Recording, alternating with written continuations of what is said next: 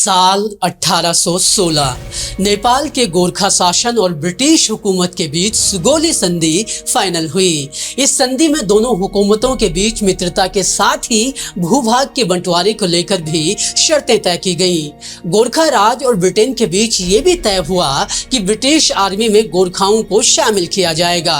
तय ये भी किया गया कि गोरखा रेजिमेंट को एक ब्रिटिश ऑफिसर ही लीड करेगा और इसी शर्त की वजह से करीब 150 साल तक गोरखा रेजिमेंट में ऑफिसर पद पर कोई भी भारतीय नहीं रहा।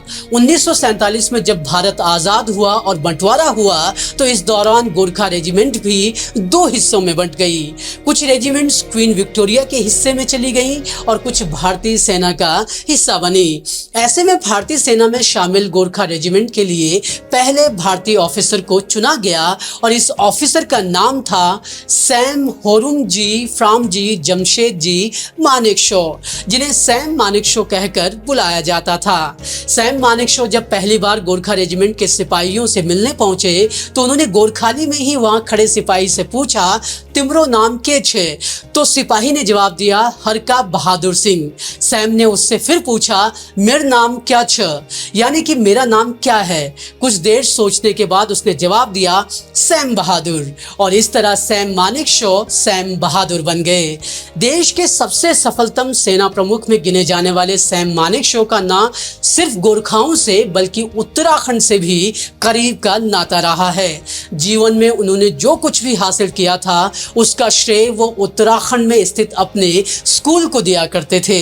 इसके साथ ही हम आपको बताएंगे देहरादून के उस स्कूल के बारे में जिसकी नींव का पत्थर सैम मानेकशॉ ने कभी रखा था। सिर्फ यही नहीं, देहरादून स्थित आईएमए की वो उस पहली बैच का भी हिस्सा थे जिसे द पायनियर बुलाया जाता है। बताएंगे कि इस पहली बैच के सैम मानेकशॉ के अलावा वो दो धुरंधर कौन थे जो बर्मा और पाकिस्तान के सेना प्रमुख बने और कैसे फील्ड की एक्टिव ड्यूटी से रिटायरमेंट के बाद भी मानेकशॉ ने गोरखाओं को अपने साथ रखा।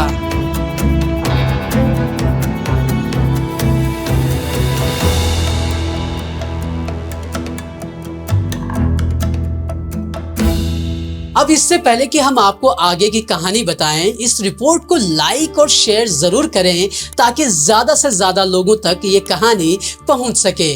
अब बात आगे की। सैम मानेकशॉ को सबसे ज्यादा याद किया जाता है 1971 में पाकिस्तान को धूल चटाने के लिए, लेकिन वो सेना में आने से पहले से ही एक रिबेल किस्म के इंसान थे। 3 अप्रैल 1914 को पंजाब में जन्मे मानेकशॉ डॉक्टर बनना चाहते थे, लेकिन पिता ने जब उन्हें पढ़ाई के लिए विदेश भेजने से इनकार कर दिया तो वो सेना में भर्ती हो गए और फिर सेना में ही मानेकशॉ ने ऐसे कमाल दिखाए कि वो सबसे सफलतम सेना प्रमुख साबित हुए। भले ही उनका जन्म पंजाब में हुआ था, लेकिन उनके बचपन और जवानी का काफी बड़ा हिस्सा उत्तराखंड में बीता।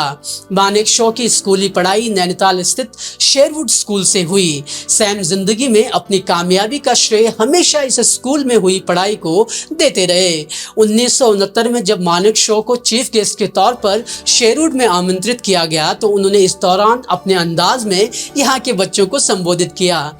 यहाँ अपने संबोधन में सैम ने कहा, मैं आज जिस पोजीशन पर पहुंचा हूँ उसमें शेरवुड का बड़ा हाथ है। इस स्कूल में रहकर मैंने अकेले और आत्मनिर्भर होकर जीना सीखा। मैंने लड़ना सीखा। सुबह से लेकर रात को बेड पर जाने तक मैंने लड़ना सीखा और स्कूल के इस हुनर ने मुझे बर्मा में जापानियों के खिलाफ लड़ने के लिए तैयार किया। बर्मा में मुझे कई दिनों तक भूखा रहना पड़ा, लेकिन मैंने इसको भी पार किया क्योंकि शेरवुड में 8 साल के दौरान मैंने बिना खाने के रहने का हुनर सीखा था। इसी स्कूल में मैंने अपने दुश्मनों से नफरत करनी भी सीखी थी। सैम मानेकशॉ ने अपने चिर परिचित मजाकिया अंदाज में अपना भाषण खत्म किया और इस दौरान उन्होंने शेरवुड में बोर्डिंग स्कूल के अपने दिनों को खूब याद किया। बर्मा के जिस माहौल की बात सैम ने शेरवुड के अपने एड्रेस में की थी वो दरअसल 1942 का युद्ध था। हम आपको आईएमए में सैम के सफर को लेकर के भी बताएंगे, लेकिन पहले आपको 1942 का वो किस्सा बता देते हैं जिसमें सैम मौत को छूकर वापस आए। 1935 में रॉयल स्काउट्स को ज्वाइन करने के बाद उन्होंने फ्रंटियर फोर्स रेजिमेंट की 4थी बटालियन को ज्वाइन किया। 1942 में जब वह जापान के खिलाफ लड़ाई लड़ रहे थे थे तो इस दौरान उन्हें 9 बार दुश्मनों ने शूट किया था। सैम वहीं युद्ध के मैदान में मर चुके होते, उनके बचने की कोई उम्मीद नहीं थी, लेकिन एक सिख सिपाही शेर सिंह ने उन्हें अपने कंधे पर उठाया और वो उन्हें डॉक्टर के पास लेकर गए। डॉक्टर ने सैम का इलाज करने से इनकार कर दिया। डॉक्टर का कहना था कि इसके जीने के 0 आसार हैं, इसका इलाज करके कोई फायदा नहीं होना है। शेर सिंह और डॉक्टर के बीच ये बातचीत चल ही रही थी कि सैम को होश आ गया। डॉक्टर ने सैम को पूछा कि ये कैसे हुआ। इस पर सैम ने जवाब दिया, एक खच्चर ने मुझे लात मार दी। ये सुनकर डॉक्टर हंस पड़े और बोले, तुम्हारा सेंस ऑफ ह्यूमर काफी अच्छा है, तुम्हें तो बचाना ही पड़ेगा। डॉक्टर ने इलाज किया और सैम बच गए।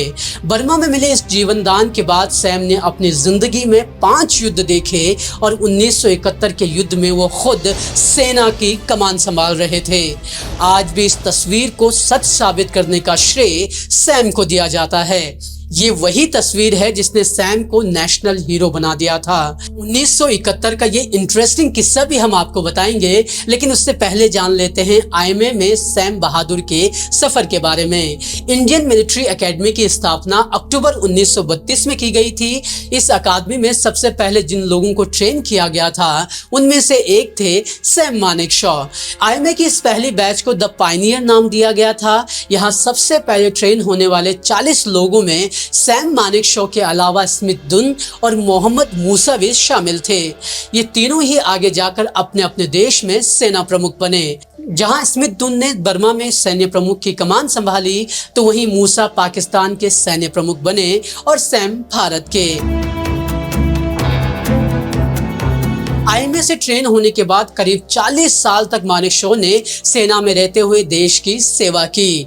1969 में सैम को चीफ ऑफ आर्मी स्टाफ चुना गया था और 1971 के युद्ध में भारत की जीत का हीरो सैम को ही बताया जाता है और ऐसा कहे जाने की भी पुख्ता वजह हैं। दरअसल सैम की रणनीतियों की वजह से 1971 का युद्ध इतिहास का सबसे छोटा युद्ध साबित हुआ। महज 13 दिनों के भीतर सैम ने पाकिस्तान को उसके घुटनों पर ला दिया। 1971 का ये युद्ध ही था जिसकी वजह से बांग्लादेश एक अलग देश बन पाया और ये तस्वीर पूरी दुनिया के सामने आ पाई। इस दौरान का एक किस्सा काफी ज्यादा मशहूर है। दरअसल 1971 के युद्ध के दौरान 90,000 पाकिस्तानियों को बंदी बनाया गया था।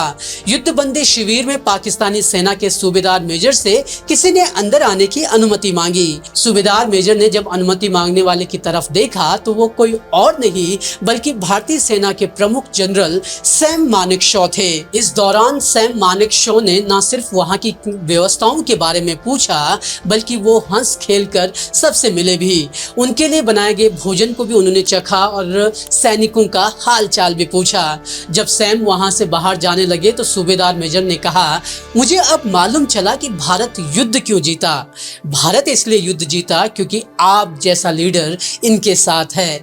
आप अपने सैनिकों का ख्याल रखते हैं। जिस तरह आप हमें मिलने आए वैसे तो हमारे खुद के लोग हमसे नहीं मिलते। वो तो अपने आप को नवाबजादे समझते हैं। देश के प्रति उनके समर्पण को देखते हुए ही उन्हें सबसे पहले फील्ड मार्शल की उपाधि दी गई।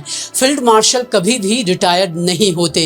अभी तक देश में सिर्फ 2 ही फील्ड मार्शल हैं। इसमें जहां सैम पहले हैं तो वहीं दूसरे कोडांडरे एम करियप्पा हैं। आपको यहाँ ये भी बता दें कि आईएमए में इन दोनों फील्ड मार्शल के नाम से बटालियन भी हैं।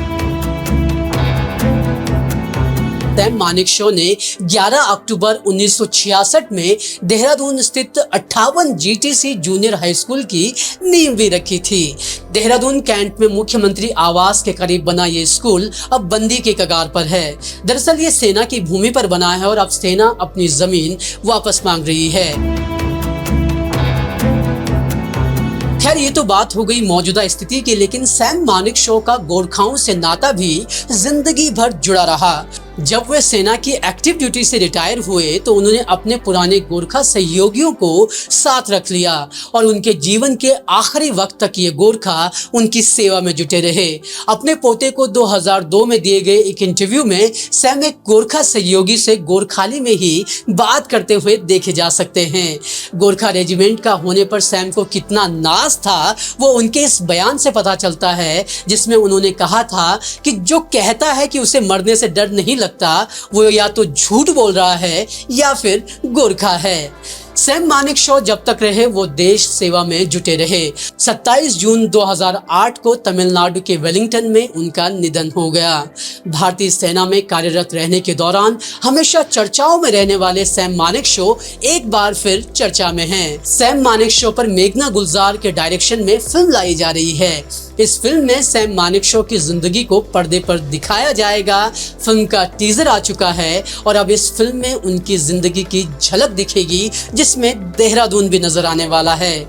सैम मानेकशॉ को लेकर वैसे तो किस्से और कहानियां कई हैं, लेकिन यहाँ इस रिपोर्ट में हमारी कोशिश उनका उत्तराखंड से नाता दिखाने की थी। खैर, जब सैम मानेकशॉ गोरखा रेजिमेंट के साथ जुड़े थे, उसी साल पाकिस्तान की तरफ से एक ऐसी कोशिश हुई थी जिसके जरिए वो कश्मीर को हथियाना चाहता था, लेकिन वो ऐसा नहीं कर पाया और वजह बनी कुमाऊं रेजिमेंट। पूरी कहानी जानिए हमारी इस रिपोर्ट में।